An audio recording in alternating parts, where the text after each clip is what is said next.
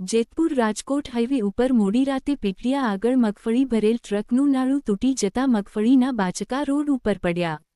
Jetpur Pipaliya highway ઉપર ગોળાઈમાં ટ્રકમાં ભરેલ મગફળી બાંધેલ નાળું તૂટી જતાં રોડ ઉપર મગફળી વેરવિખેર। જેતપુરથી રાજકોટ તરફ મગફળી ભરી જતો હોય પીપળિયા પાસે ટ્રકની પાછળથી મગફળી બાંધેલ નાળું તૂટ્યું। રોડ ઉપર મગફળી વેરવિખેર થતાં પીપળિયાથી રાજકોટ જવાનો હાઈવે રસ્તો બંધ થયો।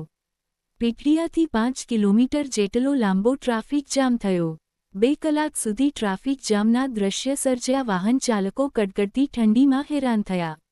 એક બાજુ 6 લેન કામગીરી ચાલુ હોય ત્યારે મગફળી ભરેલ ટ્રકનું નાળું દોરડું તૂટતાં ડ્રાઈવરજન રસ્તા ઉપર વાહનોની 5 કિલોમીટર જેટલી લાંબી કતારો જોવા મળી। વીરપુર પોલીસ ઘટના સ્થળ પહોંચી પોલીસે પોતે મગફળીના બાચકા ઉપાડી એક બાજુ કર્યા।